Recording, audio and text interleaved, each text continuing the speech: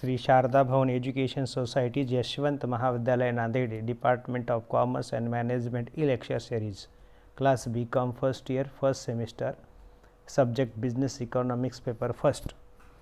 The topic is course objectives, outcomes and course contents.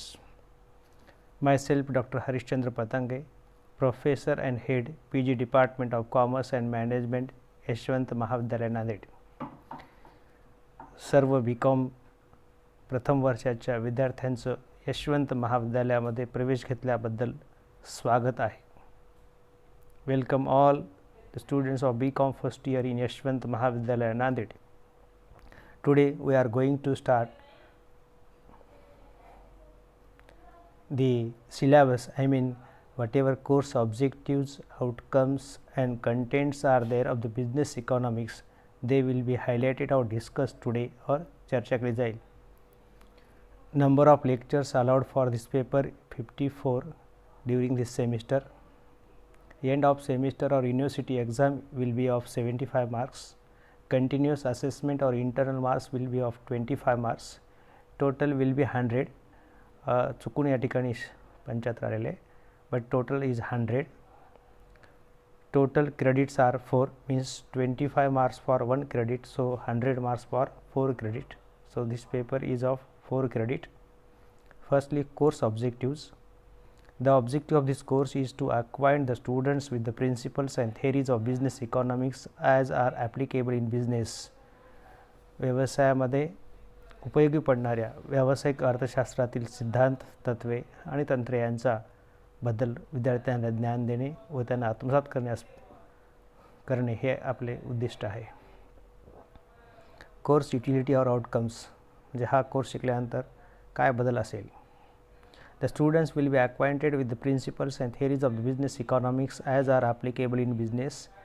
व्यवसायासाठी उपयोगी पडणारे व्यवसाय अर्थशास्त्रातील थेरीज आणि प्रिन्सिपल्स हे विद्यार्थ्याला माहीत होतील आणि ते त्यांचा वापर करतील.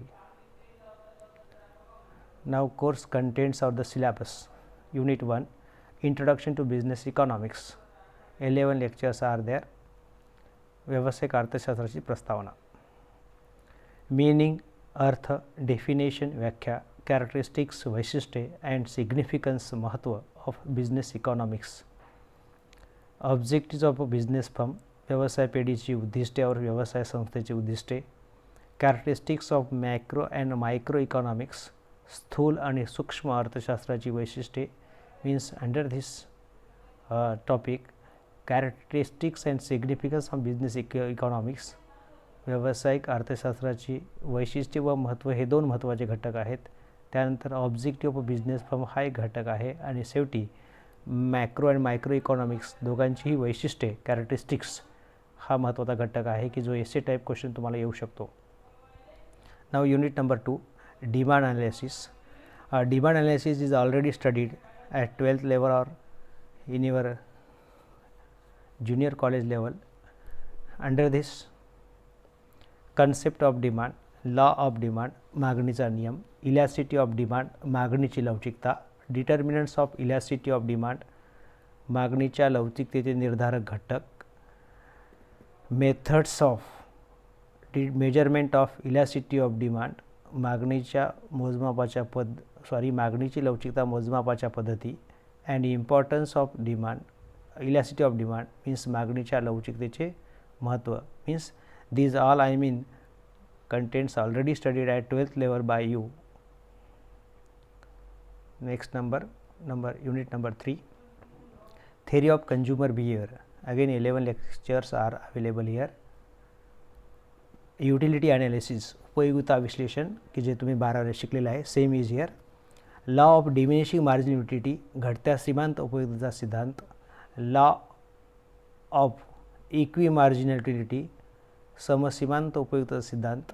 इंडिफरन्स कर्व ॲनालिसिस, समवर्ती वक्र विश्लेषण and the properties of indifference curve, ह्या समवर्ती वक्राची वैशिष्ट्ये किंवा प्रॉपर्टीज, लक्षणे. Under this the law of diminishing margin utility and law of equi margin utility, these already studied at 12th level and mean indifference curve and indifference curve properties are new for this year.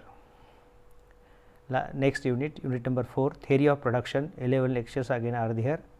The concept of production, function, उत्पादन फलनाची संकल्पना, law of variable proportion, बदलत्या प्रमाणाचा नियम, laws of returns to scale, प्रमाण प्रत्ययाचे नियम, isoquant curve technique and properties of isocont curve. Here indifference curve is relating to the buyer or demand and isocont curve is relating to the producer or production. Okay. Here properties of indifference curve and here properties of isocont curve, they are similar in case of study. Now unit number last 5, theory of cost, खर्चाची सिद्धांत. Under this different cost concepts, विविध खर्चाच्या संकल्पना, short run cost curve, अल्पकाळ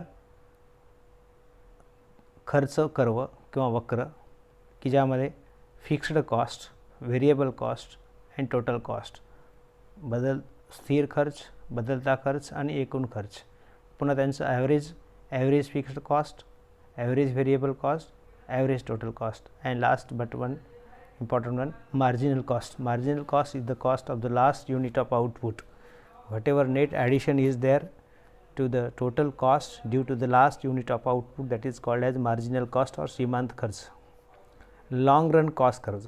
After short run cost curves, long run म्हणजे दीर्घकालीन खर्च वक्र, ज्यामध्ये ॲव्हरेज कॉस्ट आणि मार्जिनल कॉस्ट, सरासरी खर्च आणि सीमांत खर्च हे दोन आहेत. Okay, thank you.